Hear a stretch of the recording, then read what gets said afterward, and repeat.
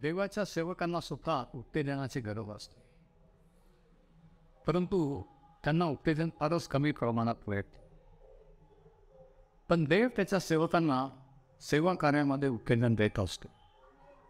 ज्यावेळेस आपण निराश असतो, ज्यावेळेस आपल्याला वाटतं की सर्व संपलेलं आहे, त्यावेळेस काही सुचत नसतं. आणि पाऊल अशा परिस्थितीतून गेला आणि देवाने स्वतः त्याला वेगवेगळ्या मार्गाने वेगवेगळ्या रीतीने उत्तेजन दिलं. आणि मग प्रेषितांच्या कृत्येचा अभ्यास करत असताना आपण 18व्या अध्यायात पोहोचला आहोत. आणि आजचा आपला विषय आहे देवाच्या सेवकांना उत्तेजन देणे. देवाच्या सेवकांना उत्तेजन देणे हा दुसरा भाग आहे. आणि या सिरीजचं नाव आहे न संपणारी कथा. आपण मागच्या संदेशात पाहिलं की कशा रीतीने पाऊल वेगवेगळ्या प्रांतात गेला, वेगवेगळ्या रीतीने त्यांचा क्षण झाला.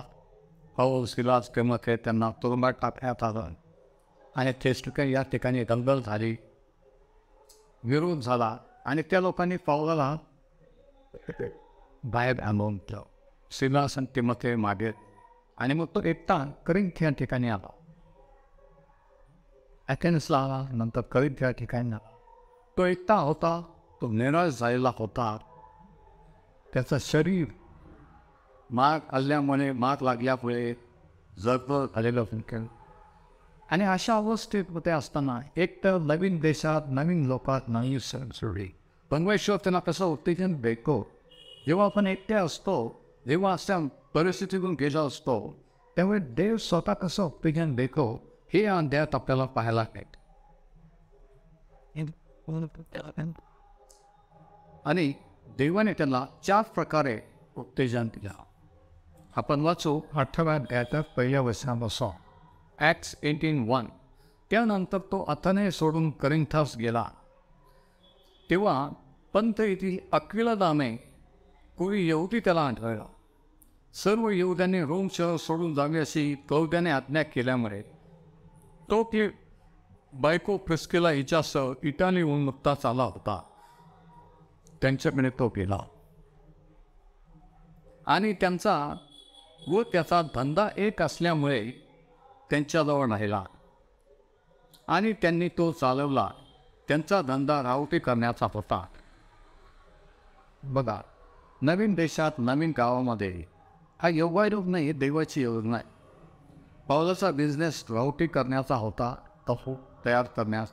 आणि हे नवरा बायको अक्विला आणि प्रिस्किला रोम येथे क्लॉडियस जो एम्परर होता त्यांनी चर्च सुरू केल्यामुळे सर्व यहुद्यांना रोमच्या बाहेर आवून गेला आणि ते बरोबर त्याच ठिकाणी करिंथ येथे येऊन पोहोचले आणि त्या ठिकाणी पाऊल ऐकला. किती विशेष आहे. ज्यावेळेस आपण एकटे असतो, ज्यावेळेस निराश झालेला असतो, देव कोणीतरी त्याचे लोक आपल्या जीवनात पाठवत असतो आपल्याला उत्तेजन देण्यास. पाऊल त्या ठिकाणी सिलास आणि तिमोथीची वाट पाहत आहे. कोणी ओळखीचं नाही. आणि अचानक एक दिवशी नवरा बायको एका त्यांचा एक बिझनेस, त्याचा एक बिझनेस. आणि त्या बिझनेसमध्ये काम करता करता त्यांनी विचारपूस केली असेल की तुम्ही कुठले. आणि असं करताना त्यांनी सांगितलं आणि मग हे बोलणं झालं असेल की आम्ही प्रभूवर विश्वास ठेवणारे आहोत. आणि असं आहे की त्यांची बिझनेसच्या द्वारे भेट झाली. बरं, या नवरा बायकोची, कारण त्यांचा धंदा एक असल्यामुळे तो त्यांच्याजवळ नाही. मग त्यांनी विचारलं, त्यांनी सांगितलं मी एकटा आहे, माझी फॅमिली नाही. त्या नवरा बायकोने सांगितलं की तुम्ही आमच्या बरोबर राहा. आणि पाऊल त्यांच्याबरोबर हातला.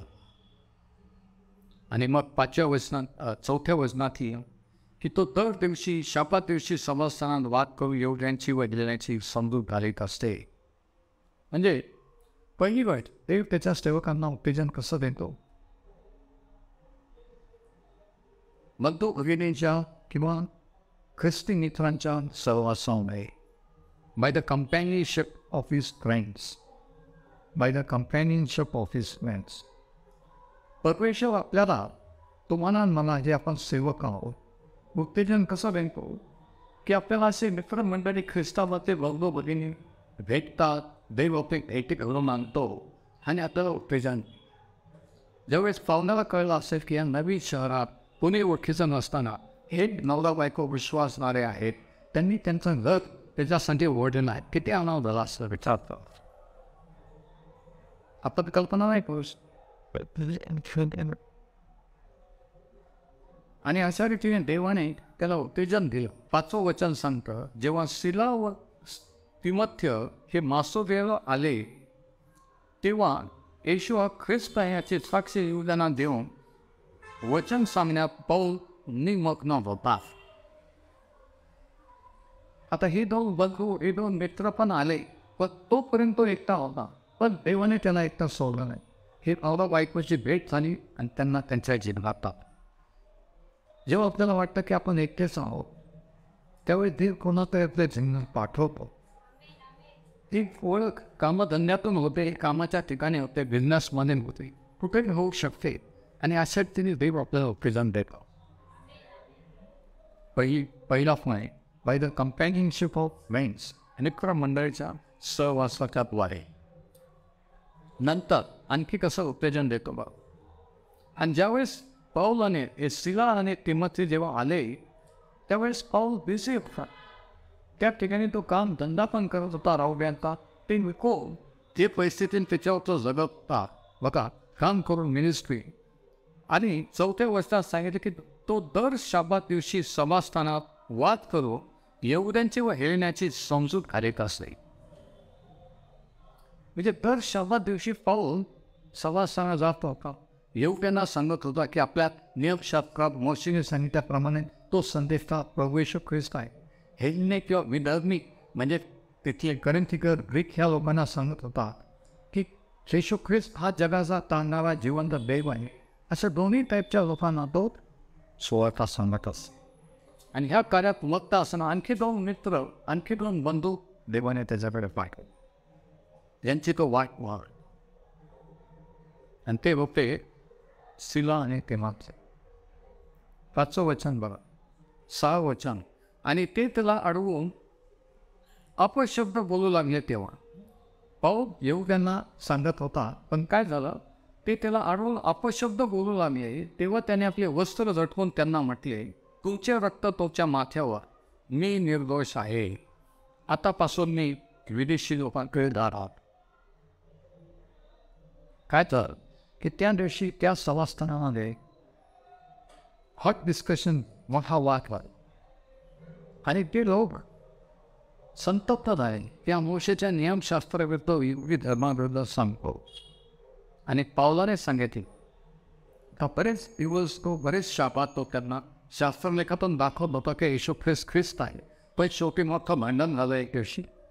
आणि पावलाने सांगितले की आपले कपडे झाकून की मी तुमच्या रक्ताचा दोषी राहिलो. म्हणजे काय, यहेजकेलाच्या पुस्तकात सांगितलेलं आहे की दुर्जन आपल्या पापात मरेल, पण त्याच्या रक्ताचा झाडांनी तुझ्याकडून घे. ते देवाचे लोक, तुम्ही आणि मी, आपण जबाबदार आहोत. आपल्या घरच्यांना, ओळखीच्यांना देवाबद्दल सांग. जर नाही सांगितलं आणि त्यांचा नाही आला तर एक दिवशी देव तुम्हाला मला जप विचारणार आहे. मी काय माझ्या भावांचा राखणदार आहे का? भाऊ आलंय म्हणून हात चटकून मोकळं होणार नाही. आम्ही चतलं जातो, आम्ही देवासमोर उभा राहायचा आहे. तर ते जे वचन आहे की त्यांच्या, पण जर तो दुष्टांना सावध केला, तो म्हणतो, तर तो त्याच्या रक्ताचा दोषी राहणार नाही. म्हणजे जेव्हा पण एखाद्याला सुवार्ता सांगतो त्यावेळेस त्यांचा रक्ताचा दोष आपल्यावर आत नाही. ते वळव अगर हा वळव, ते विश्वास ठेव अगर हा ठेव, पण आपलं काम आपण करायचं. त्यांना काय वाटेल ते भांडण करतील, ते विरोध करेल, तो विषय नाही. येशू ख्रिस्ताच्या नावासाठी सर्व काही सहज करणार तयार नाही. तर जेव्हा आपण सांगून मोकळे होतो त्यावेळेस आपण त्यांच्या पाहिजे. तर त्या वचनानुसार या ठिकाणी तो म्हणतो, या 6व्या वचनामध्ये जेव्हा ते त्याला अडवून अपशब्द बोलू लागले तेव्हा त्याने आपली वस्त्रे झटकून त्यांना म्हटले, तुमचे रक्त तुमच्या माथ्यावर. म्हणजे आता तुमची जबाबदारी, तुम्हाला सत्य समजलेलं आहे, स्वीकारायचं की नाही हे तुमच्यावर आहे. मग तो म्हणतो, मी निर्दोष आहे, आतापासून मी विदेशी लोकांकडे जाऊ. मीच माझी जबाबदारी केली तो म्हणतो तुम्हाला ख्रिस्ताची सुवार्ता सांगितली. आता मी तुमच्याबद्दल निर्दोष आहे. आपण म्हणू शकतो का आपल्या घरच्याविषयी नातेवाईकांविषयी ओळखीतात मग ते मी निर्दोष आहे. मी कोणाकडून सुवार्ता लपवून ठेवली नाही. मी माझं रेप्युटेशन जपलो नाही. माझा मानपान राखला नाही. मी जसं आहे तसं देवाबद्दल त्यांना सांगितले. मी येशू ख्रिस्तासाठी विकता विरोध चर्च साफ करायला तयार होतो. म्हणजे काय आपण त्यांच्या रक्ताचे दोषी नाही. आपण आपलं काम केलेलं आहे. आणि मग तो एक महत्त्वाचं वाक्य म्हणतो की मी आता विदेशांकडे हो. आणि त्याच्यानंतर इथून पुढे जर आपण वाचू जेव्हा स्टोरी आपण पाहू की पाऊल परत कधीही यहूद्यांकडे समाजस्थानात गेला नाही. देवाने त्याला विदेशाकडे वळवलं आणि म्हणून त्याला विदेशांचा प्रेषित असं मिळालं. Apostle to the Gentiles. नंतर बाकीची सेवा इथून पुढे ही विदेशांमध्ये विदेशांसाठी गेलेली आहे. आणि हे जे पत्र लिहिले त्या मंडळांना करिंथ, रोम, कलसई, एफिसस आणि थेसलोनिका हे सर्व विधर्मी मंडळे आहेत. आणि इथून पुढे पाऊल विदेशांकडे वळेल. तो म्हणतो की मी आता विदेशांकडे यहूद्यांना सांगून झालं, त्यांच्या जप त्यांच्या संवस्थांना सांगून झालं, नियमशास्त्रातून दाखवून झालं. आता मी त्यांच्या रक्ताचा दोष नाही. आणि मग काय झालं बघा 8वं वचन. तेव्हा सभेचा अधिकारी म्हणजे यहूदांचं जे सभास्थान आहे सभास्थानाचा अधिकारी क्रिस्प याने आपल्या सर्व घराण्यासह प्रभूवर विश्वास ठेवला. एक मोठा चमत्कार की ते यहूद्यांचं जे चर्च जे सभास्थान त्याचा जो मेन प्रमुख होता त्याने आणि त्याच्या फॅमिलीने येशू ख्रिस्त इस्रायलचा मसीह आहे असा विश्वास. त्याच्या चर्चच्या लोकांनी भांडण केलं, पावलाशी घालून दिलं, पण अदो मेन माणूस त्यानेच विश्वास ठेवला तोच वळ. ते विशेष आहे. तो त्याच्या घराला सह वळला. तिथे मग तो उत्तेजन पावलाने मिळाल्यास या लोकांनी विरोध केला, पण मेन माणूस आणि त्याचे फॅमिली देवाकडे. आणि मग पुढे काय लिहिणे बघा.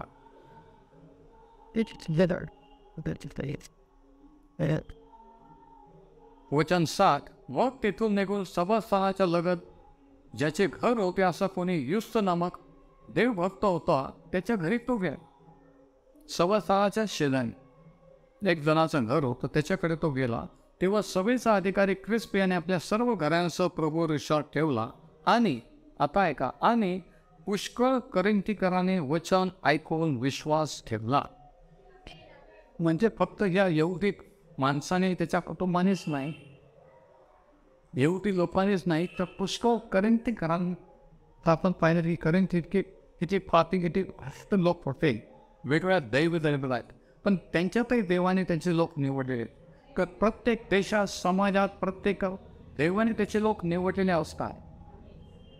पण सुवार्ता गाजवल्यानंतर सुवार्ता हे वाणी आहे, आक आहे. तो म्हणतो माझे मेंढर माझी वाणी आहे. ज्यावेळी सुवार्ता गाजवली जाते त्यावेळी देवाने निवडलेले मेंढर त्याचे लोक त्याच्याकडे वळतात.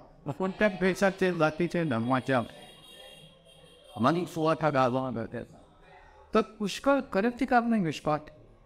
म्हणजे ह्या 2 प्रमुख एवढी माणसाने तर ठेवला त्याच्या फॅमिलीसह, पण पुष्कळ करिंथीकरांनी वचन ऐकून विश्वास ठेवला व बाप्तिस्माला. वचन, विश्वास आणि बाप्तिस्मा 3 शब्द अंडरलाईन करा. ही ऑर्डर आहे तारणाची. तारण कसं होतं, आधी तारणाचं वचन गाजवलं जातं. कोणीतरी तारणाबद्दल शास्त्रातून सांगतं, मग ते वचन ज्यांना सांगतात ते ऐकतात आणि मग ऐकल्यानंतर विश्वास होता. ह्या स्टेप्स किंवा ह्या पायऱ्या आहेत. वचन गाजवणे, विश्वास ठेवणे आणि मग बाप्तिस्मा.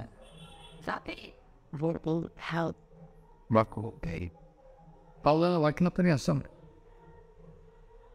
एकच नवरा बायको आणि तो आणि काम धंदा तो चर्चला गेला घेऊ त्याचं ते कटकट प्रधान म्हणणार. बाहेर गेला तरी ती. पण असं करता करता काय झालं एक दिवशी की मेन माणूस त्या सवासखानाचा वळला त्याच्या फॅमिलीसह. तो क्रिस आणि तो दुसरा एक जण होता तो पण वळला. युस्त नामक कोणी एक होता. त्यांनी विश्वास ठेवला आणि पुष्कळ करीन ठिकाणी विश्वास ठेवला. आणि कालांतराने करीन तेथे मंडळी स्थापन झाली आणि त्या मंडळीला पावलाने 2 पत्र लिहिले. पहिले आणि दुसरे खरेदी करा सोडलं. तर करीन तेथील चर्च कसं फॉर्म झालं तयार झालं हे इथं आपण वाचतो. जेव्हा तुम्ही पहिल्या दुसऱ्या कंटिकारात पत्र वाचाल तेव्हा ध्यानात ठेवा की त्याची सुरुवात इथं अशी झाली. चर्चची सुरुवात अशी होत असते. कोणीतरी वचन सांगतं, कोणीतरी विरोध करतं, पण देवाने निवडलेले जे असतात ते विश्वास ठेवतात, त्याच्याकडे वळतात आणि बाप्तिस्मा. सर्वच तसे नसतात, सर्व विश्वास करणार. पण जे देवाने निवडलेले असतात ते बरोबर विश्वास ठेवत त्याच्याकडे. आणि आपण निराश राहायचं. म्हणून दुसरा पॉईंट, दुसरी गोष्ट, देवाने पावलाला कसं उत्तेजन दिलं? तारण झालेल्या लोकांच्या द्वारे. And by the blessing of new converts. God encouraged Paul by the blessing of new converts. नवीन लोकांच्या तारणाने देवाने पावला उत्तेजन दिलं. तेव्हा आपण कोणाला सांगतो पुष्कळजण विश्वास ठेवत नाही, पण कोणीतरी विश्वास ठेवतो, कोणीतरी वळतो, कोणीतरी म्हणता अजून सांगा, तेव्हा आपल्याला उत्तेजन नाही का? आपण विसरत होतो कोण काय म्हटलं, आपण किती निराश होतो, आपण एकदम उत्तेजित आनंद येतो. आणि ह्या रीतीने देव त्याच्या लोकांना उत्तेजन देतो. जेव्हा कोणी देवाच्या राज्यात येतात, कोणी वळतात, त्याने आपल्याला उत्तेजन मिळत असतं. अरे माझे शब्द व्यर्थ नाही, मी एवढे प्रार्थना करू, वचन मेसेजेस तयार करू, सांगतो, कोणीतरी ऐकतंय, कोणीतरी विश्वास ठेवतंय, कोणीतरी वळतंय. ती गोष्ट उत्तेजन देत. मग तिकडं भांडण झालं, विरोध झाला, त्याच्याकडे लक्ष नाही राहत, इकडं लक्ष नाही की 1 महिन्याबरोबर आहे तो मला सांग. ह्यात तिने परमेश्वरच्या सेवकांना होते, ह्यात त्याने पावलं उत्तेजन दिलं आणि यात तिने कमान मला उत्तेजन द्यायचं. ज्यावेळेस तोच्याने माझ्या सेवेत हो जे आत्मे जिंकले जातात, परमेश्वरकडे वळतात, त्याचा भाव. तिसरी गोष्ट, देव कशा रीतीने उत्तेजन देतो बा. 9वं वचन बघा पुढे काय काय. तेव्हा प्रभूने रात्री पावलाला दृष्टांतात वाटले. म्हणजे रात्रीच्या वेळेस पावलाला दृष्टांत झाला, विजन. आणि प्रभूने रात्री दर्शन देऊन दृष्टांतात म्हटले, भिवू नको, बोलत जा, उभं राहू नको, म्हणजे शांत राहू नको, मी तुझ्याबरोबर आहे. तुझे वाईट करायला कोणी तुझ्यावर येणार नाही, कारण या शहरात माझे पुष्कळ लोक आहेत. असं कोण म्हणलं? प्रभू येशूने स्वतः दृष्टांतातून त्यांना सांगितलं की तू बोलत जा, घाबरू नको. कारण या शहरामध्ये हे जरी विदर्भी शहर आहे, मुक्त्याने भरलेलं, हे जरी लोक वेगळ्या भाषेचे, जातीचे, संस्कृती, पण मी निवडलेले लोक या ठिकाणी, म्हणून तो बोलत जा, मी तुझ्याबरोबर आहे. तिसरी गोष्ट, देव त्याच्या सेवकांना कसं उत्तेजन देतो? स्वतःच्या उपस्थिती. God encourage Paul by his own presence. देवाची उपस्थिती आपल्यामध्ये असताना पवित्र आत्म्याच्या दानांच्या द्वारे, स्वप्नाने, दृष्टांताच्या द्वारे देव बोलून उत्तेजन देतो. ओके विषय हा तिसरा मान आहे. This is a third way God encourage. God encourage Paul by his own presence. नाही तुझ्याबरोबर आहे, देवाने सांग, तू समजू एकटा परक्या लोकांमध्ये आहे, मी तुझ्याबरोबर आहे, तू बोलत जा. कारण पुष्कळ लोक या ठिकाणी, या देशात मी निवडलेले आहे, पण तू जेव्हा सुवार्ता सांगशील त्यावेळेस ते विश्वास ठेवतील, त्यावेळेस ते माझ्या राज्यात येईल. म्हणून तू बोलत जा, परमेश्वर त्यांना तू सांगत जा, शांत राहू नको. पहिली गोष्ट, देव कसं उत्तेजन देतो? नवीन मित्रमंडळीचा बळ, नवीन लोक आपल्या जीवनात, अक्विला प्रिस्किला नवीन नवरा बायको त्याच्या जीवनात आले. दुसरी गोष्ट, पाऊल कसं उत्तेजन देतो परमेश्वर पावलाला? जे तारण झालेले, वळलेले लोक त्यांच्या द्वारे, येहुद्यातून वळले, विदर्ण्यातून पण वळले आणि पावलाला आनंद वाटला, उत्तेजन. तिसरी गोष्ट, देव त्याच्या सेवकांना कसं उत्तेजन देतो? स्वतःच्या उपस्थितीच्या द्वारे, की मी तुझ्याबरोबर आहे. दृष्टांताच्या द्वारे त्याच्याशी बोल, की तू शांत राहा, पण मी तुझ्याबरोबर आहे, खात्री करून दे. आणि चौथी गोष्ट, आणि इंटरेस्टिंग, चौथ्या रीतीने परमेश्वर कसं उत्तेजन देतो बघ. वचन 11, तो त्यांच्यामध्ये, म्हणजे पाऊल वचन शिकवित 1.5 वर्ष नाही. वचन शिकवित, वचन गाजवणं वेगळं आणि वचन शिकवणं वेगळं. प्रभू येशू उपदेश करीत होता आणि शिक्षण देत. प्रिचिंग वेगळं, टीचिंग वेगळं. तर पाऊल 1.5 वर्ष त्यांच्यामध्ये, आणि 1.5 वर्षात ही कॉरिंथीतील मंडळी तयार. कॉरिंथियन चर्च, प्रेषितांची कृत्ये, चर्च हिस्ट्रीचं पुस्तक आहे, की चर्च काय असतं, चर्च कसं सुरू होतं, देव कसं कार्य करतो, सैतान कसं कार्य करतो, आणि प्रभू येशू आपली मंडळी कशी उभा.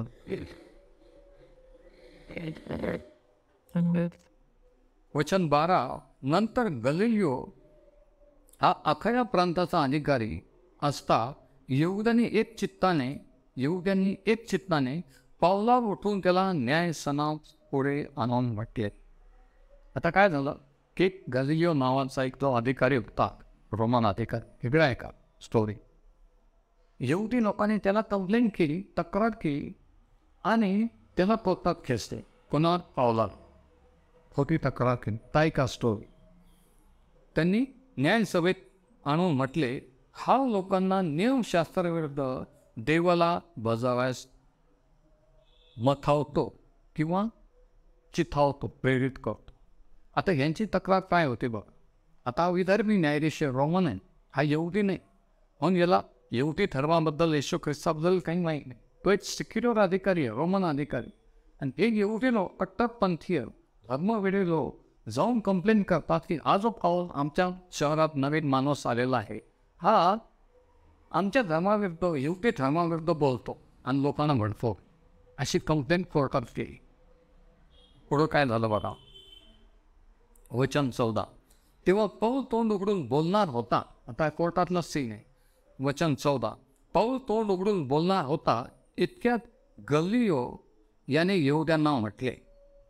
आता सगळं ते कोर्ट भरलेलं, इकडून आता जबाब हिअरिंग सुरू झाली. त्यांनी सांगितलं आता, आणि पाऊल आता त्याची बाजू मांडणार, बोलणार. तेवढ्यात हा जो गलिलियो अधिकारी, जो जज, तो काय म्हणतो बघा. अहो यहुद्यांनो, हे प्रकरण गैरशिस्त वर्तनाचे अगर दुष्कृतीचे असते तर मला तुमचे मनावर घेण्याचे कारण झाले असते. म्हणजे हा माणूस जर बेशिस्तपणे वागला असता, दरोडा टाकला असता, काही नुकसान केलं असतं, तर मी तुमचं ऐकून घेतलं असतं. तर बघा काय नाही. परंतु हा वाद शब्दांचा किंवा तुमच्या नियमशास्त्राचा आहे, तर तुम्हीच पहा. ह्या गोष्टींची न्यायाधीशी मला नको. आणि तिथं ते केस फेल करून नाही समजली. तो म्हणतो की हा माणूस काही दरोडेखोर आणि लुटारो किंवा काही दंगल केली नाही, हा धर्माचा वाद आहे आणि मला धर्माबद्दल न्याय द्यायचा नाही, असं म्हणून ती कोर्ट केस क्लोज करून कसं वाटलं असतं ज्यांनी कंप्लेंट केली, जे एकदम मोठे जगे बिगे हलून एकदम कोर्टात आले की आता आपल्या बाजूने निकाल लागणार आहे. तो एकटा आहे, तो नवीन या शहरात, त्याला कोण ओळखतं आणि आपण त्याला अटक करून जेलमध्ये टाकू. पण झालं उलट आहे. देवाने त्या न्यायाधीशाचा ताबा घेतला आणि त्यांनी सांगितलं यात बेशिस्त किंवा काही दंगलीचा प्रकार नाही आहे, हा नियमशास्त्र धर्माचा वाद आहे, याच्याबद्दल मी काही निर्णय देत नाही. हे बोलता केस इज क्लोज. आणि ह्या रीतीने काय झालं बघा पुढे. वचन 17, वचन 16, असे म्हणून त्याने त्यांना न्यायासनापासून हाकून लावले. नुसतं जाणे म्हटले, हाकून दिले. की हे असे धर्माच्या केसेस इथं कोर्टात आणायच्या नाही. ते तुम्ही तुमचा आपसात मिटवायचं, त्याचा कोर्टाशी संबंध नाही असं म्हणून आपण किती संतप्त, किती चेटे असते, किती आनंदाने आले असते त्या की आपली मेजॉरिटी आणि मग त्या जजने सांगितलं की आउट, केस इज क्लोज्ड. समजा हक्कल दे. म्हणजे काय झालं की शत्रूवर देवाने विजय. पावलाचे शत्रू आतले जे पावला विरुद्ध आले, कारण परमेश्वर म्हटला होता की तू भिवू नको रात्रीच्या दृष्टांतात, मी तुझ्याबरोबर आहे, तू बोलचा, तुझं कोणी काही वाकडं करणार आहे. बघा वचन बघा, मी तुझ्याबरोबर आहे, तुझी वाईट करायला कोणी तुझ्यावर येणार नाही. पण आले, पण त्यांचं काही चाललं का? जर परमेश्वर तुमच्या माझ्याबरोबर आहे आणि तुम्हाला मला जर निवडलेलं आहे आणि तुम्हाला मला जर हे माहीत आहे, विरोध होईल, केस होते, पण शेवटी विजय हा आपलाच करणार. शेवटी आपणच जिंकणार, ते नाही. आम्ही माझं काय पाहिजे मग कशाला निराश. म्हणून तिसरी गोष्ट, देव त्याच्या लोकांना कसं उत्तेजन देतो बघ. आणि वचन 17 बघा, तेव्हा सर्वांनी सभेचा अधिकारी सोस्थेनेस याला धरून न्याय समोर मारवे. आता हा कोर्टाचा निकाल त्यांच्या विरुद्ध लागल्यामुळे काय झालं, कोर्टाच्या कॅम्पसमध्येच दंगल. सोस्थेनेस नावाचा जो होता, जो विश्वासा कदाचित पावलाच्या मीटिंगला जाऊन बसत असं, हे लोक चिडलेले बाहेर आले आणि त्या कोर्टाच्या आवारातच त्याला मार. असं तिथं शास्त्रात म्हणून सांगतो ते शास्त्रावर त्यांनी कोर्टाच्या आवारातच त्याला मार दिला. पण गल्लियोने यापैकी कोणत्याही गोष्टींची पर्वा केली नाही. न्यायाधीश जो होता गल्लियो, त्याला वाटलं की असं केल्यानंतर हे लोक म्हणते की चौकशी होईल की कशामुळे का वाद, त्याला समजून गेला धर्माचा वाद, त्यांनी पर्वा केली. जेव्हा परमेश्वर आपल्याबरोबर असतो सहाय्य करणारा, कोणी किती कोर्टात नेलं, किती खोटे आरोप केले तरी खरं ते खरं, खोटं ते खोटं. म्हणून तिसरी गोष्ट, third way God encourage Paul. Fourth way, चौथ्या रीतीने काय, by the frustration of his enemies. By the frustration of his enemies. चौथ्या रीतीने देवाने पावलाला कसं उत्तेजन दिलं, त्याच्या शत्रूंना पराभूत करा. पावलाला किती उत्तेजन, किती धीर आला असं. आता मला कॉन्फिडन्स आहे, कॉन्फिडन्स होता, पण आता अजून छाती ठोकपणे की आता पक्के खात्री झाली की देव माझ्या बाजूने, कोर्टात गेलं तरी मी जिंकतोय. या रीतीने देवाने, या 4 प्रकारे देवाने पावलाला उत्तेजन, त्याच्या शत्रू विजयी केला. माणूस शत्रू आपल्या जीवनात देव का आणतो, विरोधक का आणतो, कारण जोपर्यंत आणणार नाही आणि ते विरोध करणार नाही तोपर्यंत विजय काय असतो याचा अनुभव आपल्याला येऊ शकणार नाही. कोणीच अपोज केलं नाही, कोणीच नावं ठेवलं नाही, कोणीच काही केलं नाही, तर कसं काय म्हणा ही विजय. विजय कशावर आहे, काहीतरी घडलं त्याच्यावर देवाने विजय. म्हणून ते घडू देतो आणि मग दाखवून देतो की मी तुझ्यावर. पण आपल्याला काय वाटतं, नाही असं घडायलाच नाही पाहिजे, सांगा मला असं का, तसं नाही. लढाई केल्यावर विजय असतो, लढाईच नाही केलं तर विजय झाला, मेडल कोणाला नाही, तर लढाई झेपको झाल्या. तो लढाईच नाही केलं म्हणलं विजयी कसं. तर 4 प्रकारे देवाने उत्तेजन. चेक करा point. Bye the companionship of his friends, त्याच्या मित्रांच्याद्वारे किंवा नवीन मित्रांच्याद्वारे. दुसरी गोष्ट, नवीन तारण झालेल्या लोकांच्याद्वारे, की खरेदीकरांनी विश्वास ठेवला, योद्ध्यांनी विश्वास ठेवला.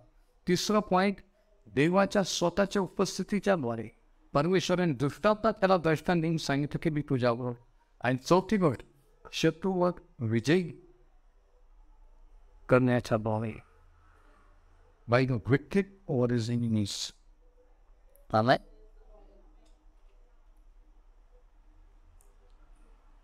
आणि म्हणून देव परमेश्वर उत्तेजन देणार आहे. ज्या देवाने पावलाला उत्तेजन केलं सेवेमध्ये, तोच तुम्हाला मला उत्तेजन देणार आणि ठेवू. आम्ही तेच सांत्वन, तेच उत्तेजन आज तुमच्या आणि माझ्यासाठी प्रत्येक